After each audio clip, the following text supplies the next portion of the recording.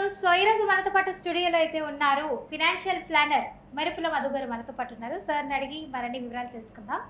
ఏం లేదండి, చాలా మంది అయితే ₹1,00,00,000 సంపాదించడం చాలా ఈజీ అని అంటుంటారు. సో అది ఎలా సంపాదించుకోవచ్చు, అసలు ₹1,00,00,000 ఎలా వస్తాయని చాలా మంది క్వశ్చన్ మార్క్. ఆ క్వశ్చన్ మార్క్ని ఈరోజు నేను అడగబోతున్నాను. అడిగి పూర్తి ఇన్ఫర్మేషన్ అయితే గ్రాస్ చేసుకొని మనం కూడా ₹1,00,00,000 సంపాదిద్దాం. నమస్తే అండి. నమస్తే. ఎలా ఉన్నారు? బాగున్నాను. ఓకే. సో ఇప్పుడే చెప్పాను కదండి, చాలా మంది ₹1,00,00,000 సంపాదించడం చాలా ఈజీ అంటున్నారు. అసలు ఎలా సంపాదించుకోగలుగుతామండి నిజంగా ₹1,00,00,000? సంపాదించడమా లేదంటే ఇన్వెస్ట్మెంట్ చేసి పెంచుకోవడం అనేది పెద్ద క్వశ్చన్ అన్నమాట. ఓకే. అయితే ఇప్పుడు సంపాదించడం ఈజీయా కాదా అనేది సంపాదించే వాళ్ళకి తెలుస్తుంది. కానీ ఇన్వెస్ట్మెంట్ వల్ల మాత్రం వాళ్ళు ఆ ₹1,00,00,000 సంపద పెంచుకోవచ్చు. అంటే ఇప్పుడు చాలా మంది ఎస్ఐపి ద్వారా మనము సంపాదించుకోవచ్చు అంటున్నారు. అంటే మ్యూచువల్ ఫండ్స్ లాగానా, లేకపోతే ఇంకెలా సంపాదించుకోవచ్చు ₹1,00,00,000? మ్యూచువల్ ఫండ్స్ లో ఇన్వెస్ట్మెంట్ చేయడం ద్వారా మీరు ఒక ₹1,00,00,000 సంపదను సృష్టించవచ్చు. అది ఎస్ఐపి ద్వారా అయినా ఒక ప్రాసెస్ ఉంది, లంసం ద్వారా అయినా ఒక ప్రాసెస్ ఉంది. అయితే ఎంత కాలంలో మనం సంపాదించుకోవాలి, అంత సంపద కూడబెట్టాలి అనేది పెద్ద క్వశ్చన్ అనమాట. ఇది అందరికి అర్థం కాదు. అసలు ₹1,00,00,000 అనే కానీ డబ్బులు ఉన్న వాళ్ళకి 10 ఏళ్ళు 5 ఏళ్ళు కూడా పడుతుంది. 50,000 ఎస్ఐపి చేసిన పెద్ద మ్యాటర్ ఏం కాదు. కానీ 10,000 ఎస్ఐపి చేస్తూ ₹1,00,00,000 సంపద అంటే మ్యూచువల్ ఫండ్లో ఏఎం అని అంటాం మనం దాన్ని. మ్యూచువల్ ఫండ్ పోర్ట్ఫోలియో ₹1,00,00,000 మనం సంపాదించాలంటే మాత్రం టైం పడుతుంది. సో దాని టైం మనం అర్థం చేసుకోవాలి. ₹1,00,00,000 ఈ రోజు ఉన్న వాల్యూ, 20 ఏళ్ళ తర్వాత ఉన్న వాల్యూ, 30 ఏళ్ళ ఉన్న తర్వాత ఉన్న వాల్యూ అనేది మారిపోతూ ఉంటుంది. కాలంతో అనుగుణంగా ఇన్ఫ్లేషన్ వల్ల తగ్గిపోతూ ఉంటుంది. కాబట్టి ₹1,00,00,000 మీరు టార్గెట్ పెట్టుకున్నప్పుడు అన్నిటికంటే ముఖ్యంగా మీరు ఆలోచించాల్సింది మనం పెడుతున్నది ఎంతకాలం మనం వెయిట్ చేయగలుగుతాము, ఎంత రిటర్న్ వస్తుంది. ఈ 3 కూడా ఇంపార్టెంట్ అనమాట. ₹1,00,00,000 మీరు 5,000తో కూడా పెట్టచ్చు. 5,000తో చేయాలంటే 20 సంవత్సరాలు పడుతుంది. ₹1,00,00,000 మీరు 10,000తో కూడా పెట్టచ్చు. ₹1,00,00,000 15,000తో కూడా మీరు సంపాదించుకోవచ్చు.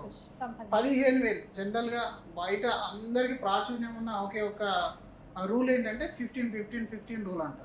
15 సంవత్సరాలు 15,000 ఎస్ఐపి 15% రిటర్న్ కానీ ఇచ్చినట్టయితే 15 సంవత్సరం నాడు మీకు ₹1,00,00,000 జమ అవుతుంది మ్యూచువల్ ఫండ్ కాంపౌండ్ వల్ల, పవర్ ఆఫ్ కాంపౌండింగ్ వల్ల. మన దగ్గర ఇప్పుడు 15,000 లేవు. మరి అందరికి సాధ్యం కాదు కదా 15,000. అలాగే కొంతమందికి 15,000 సాధ్యమైన 15 ఏళ్ళు వెయిట్ చేయరు కదా. సో మరి దీన్ని ఎలా ప్లాన్ చేసుకోవాలి? మన దగ్గర పెట్టే అమౌంట్ ఎంత, మన దగ్గర ఇన్వెస్ట్మెంట్ చేసే అమౌంట్ ఎంత అనేది ఫస్ట్ మీరు అర్థం చేసుకోవాలి. మీరు ఒక 10,000 సగటుకు ఒక వ్యక్తి కొత్తగా ఈక్విటీకి మ్యూచువల్ ఫండ్ సైడ్ వచ్చే వాళ్ళు ఒక 10,000 20,000తో స్టార్ట్ చేస్తారు. మీరు ఒక 10,000 చేస్తే క్యాల్కులేషన్ పర్పస్లో నేను చెప్తున్నాను.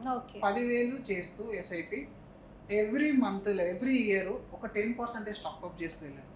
ఒక 10% స్టాప్ అప్ చేసుకుంటూ వెళ్ళండి. 15 సంవత్సరం నాడు మీ దగ్గర ₹1,00,00,000 ఉంటాయి. 15 సంవత్సరం మీ దగ్గర ₹1,00,00,000 ఉంటాయి. నాకు టాప్ అప్ వద్దు అనుకుంటే 15,000 ఎస్ఐపినే ఆపకుండా తీయకుండా అలాగే ఉంచండి. మీకు 97 lakhs నుంచి 1 crore పోర్ట్ఫోలియో బిల్డ్ అవుతుంది. 15% రిటర్న్ ఇస్తారు. సింపుల్గా ₹1,00,00,000 అనేది ఈ విధంగా మనం సంపాదించుకునే ఛాన్స్ అనేది ఉంది. అయితే చాలా మందికి ఉన్న కన్ఫ్యూజన్ ఏంటంటే అప్పుడెప్పుడు 15 ఏళ్ళ తర్వాత వచ్చి ₹1,00,00,000 నేనేం చేసుకోవాలి, నాకు ఇప్పుడు 10 ఏళ్ళ అవసరాలు ఉన్నాయి. ఫస్ట్ అవసరాల కోసం చేసే ఎస్ఐపిని పక్కన పెట్టండి. వెల్త్ క్రియేషన్ కోసం చేసే ఎస్ఐపిని టార్గెట్ చేయండి. ఎందుకంటే ఇప్పుడు మీ పిల్లల ఎడ్యుకేషన్ 10 ఏళ్ళలో ఉంది అని అంటే దాన్ని కూడా ఇందులో పెట్టేసి నేను ₹1,00,00,000 కోసం ట్రై చేస్తున్నాను సార్ అని చెప్పేసి మళ్ళీ 10 ఏళ్ళ తర్వాత మీరు 10 లక్షలు 20 లక్షలు తీసేస్తే ₹1,00,00,000 ఏడవుతుంది. సో దానికో క్యాల్కులేషన్ ఉంది. మ్యాథమెటికల్లీ ఎవ్రీథింగ్ ఈజ్ పాసిబుల్ మాత్రం మ్యాథమెటికల్లీ. కానీ ఇక్కడ హ్యూమన్ సైకాలజీ మన మైండ్ అనేది ఊరుకోదు. డబ్బు కనబడతా ఉన్న కొద్ది ఆశలు పుట్టుకొస్తా ఉంటాయి అన్నమాట. డబ్బు కనబడుతున్న కొద్ది ఆశలు పుట్టుకొస్తాయి. 3 నుంచి లక్షలు 6 లక్షలు అయితే ఆగరు, 6 నుంచి 12 అయితే ఆగరు. దాన్ని తీసేస్తూనే ఉంటారు. అందుకే ఒక లక్ష్యాన్ని మీరు నిర్ణయించుకోండి. నాకు ఇప్పుడు ₹1,00,00,000 కావాలి అని అంటే for what purpose, A purpose కోసం నేను సేవ్ చేస్తున్నాను. నాకు ముందు ఇల్లు కొనేది ఉంది, కారు కొనేది ఉంది, పిల్లల ఎడ్యుకేషన్ ఉంది, మ్యారేజ్ ఉంది అని అంటే మాత్రం వాటికి గోల్ బేస్డ్ ఎస్ఐపీ చేసుకోండి. సపరేట్ చేయాలి. లేదు నా దగ్గర ఉన్న శాలరీలో వీటన్నిటికీ ఎస్ఐపీ చేస్తూ దీనికోసం నేను చేయలేను అనుకుంటే దీన్ని పోస్ట్పోన్ చేయండి. దీనికి టైం ఇవ్వండి. దీన్ని మీరు 15,000 చేసే దగ్గర ఎంత చేయండి, 10,000 చేయండి, లేదా 5,000 చేయండి. కానీ దీన్ని లాంగ్ టర్మ్ ఉంచండి. ఎంతో కొంత అమౌంట్ మనం టచ్ చేయకుండా ఉండాలి. ఓకే. ఎంతో కొంత అమౌంట్ మనం టచ్ చేయకుండా ఉండాలి. అంటే ఇప్పుడు మన రెగ్యులర్ అవసరాల కోసం శాలరీ నుంచి ఎలాగైతే ఖర్చు పెట్టుకుంటున్నామో అవును. ఫ్యూచర్లో వచ్చే అవసరాలు కూడా ఆగవు. మరి అందరూ ఈ 1 కోటి రూపాయల కోసం అని మొదలు పెడతారు, అవును. ఆ జర్నీ కంటిన్యూ. మళ్ళీ ఇందులో ఇంకొక పెద్ద ప్రాబ్లం ఏంటంటే మ్యూచువల్ ఫండ్ అనేది is not FD, fixed deposit కాదు ఇది. ఆహా. ఎవ్రీ ఇయర్ మీకు పెరగడానికి మీరు ఎఫ్డీలో 1 లక్ష రూపాయలు పెడితే వాళ్ళు 7% ఇంట్రెస్ట్ ఇస్తారు. అంటే ఒక సంవత్సరానికి 7,000 రూపాయలు మీకు యాడ్ చేస్తున్నారు. ఆ 7,000 రూపాయలు ఎవ్రీ ఇయర్ యాడ్ అవుతూనే ఉంటుంది. ఆ గ్రాఫ్ అనేది ఎప్పుడు పాజిటివ్గానే ఉంటుంది మీకు. కానీ మ్యూచువల్ ఫండ్లో ఆ ఇంటెన్షన్తో రావద్దండి. మ్యూచువల్ ఫండ్ ఆ ఇంటెన్షన్తో వస్తే మీరు మొదట్లోనే మోసపోయినట్టు ఫీల్ అయిపోయి ఎగ్జిట్ అవుతారు. ఎందుకంటే మ్యూచువల్ ఫండ్లో 30% రావచ్చు, 25% రావచ్చు, -20 కూడా వెళ్ళచ్చు. అమ్మో. సో ఫస్ట్ 1 ఇయర్ నుంచి 3 ఇయర్స్ మధ్యలో ఆ వొలటాలిటీ పీరియడ్ మీరు బేర్ చేయాలి. లాస్ట్ మీరు 15 సంవత్సరాలు, 20 సంవత్సరాలు, 30 సంవత్సరాలు ఎస్ఐపి హిస్టరీ మీరు చూసుకున్నా దేర్ ఆర్ ఫండ్స్, చాలా పెద్ద ఫండ్స్ ఉన్నాయి, ఎప్పటి నుంచో 30 ఏళ్ళ నుంచి ఉన్నాయి. They delivered 19% return. 19% return deliver చేయాలి. అంటే 15% అనేది మీరు చూశారు కదా లైవ్లో ఆల్రెడీ ఉంది.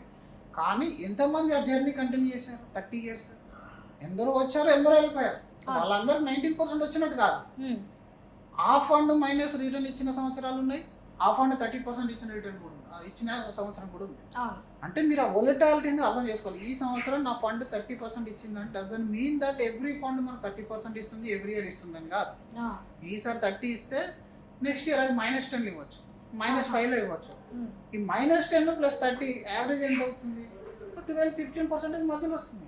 So fair expectation is 15, fair expectation, ఇంకా కన్జర్వేటివ్ ఎక్స్పెక్టేషన్ ఈజ్ 12.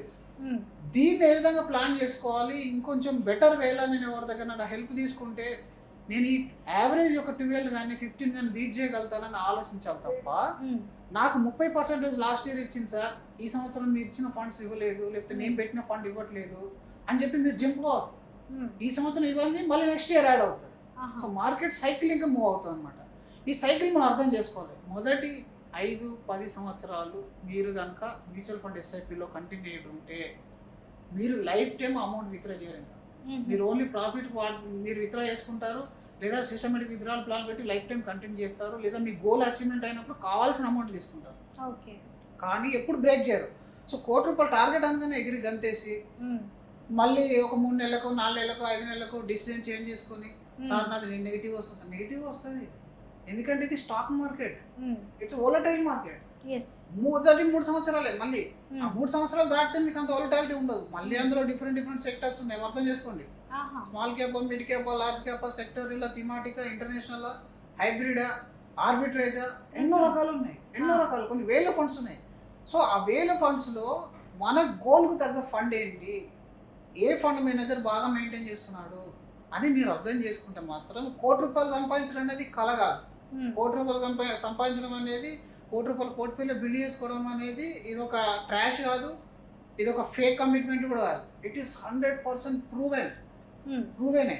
సో కానీ పేషెన్స్ ఉండాలి, వొలటాలిటీని అర్థం చేసుకోవాలి, డిసిప్లిన్ ఉండాలి. అన్నిటికంటే ముఖ్యంగా డిసిప్లిన్.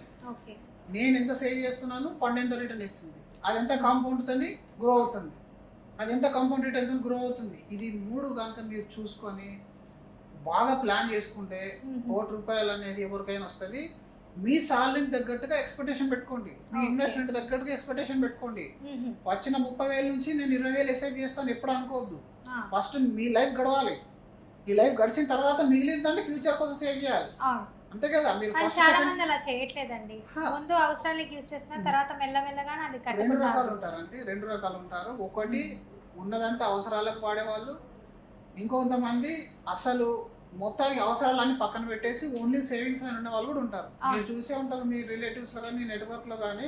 కొంతమందిని చూడండి, లైఫ్ చాలా గడిపిన రోజులు వాళ్ళు పూర్ లైఫే గడుపుతారు, చచ్చిపోయేటప్పుడు వాళ్ళు ఏం చేస్తారంటే ధనవంతులుగా చేసిపోతారు. Thank you sir. Thank you అండి.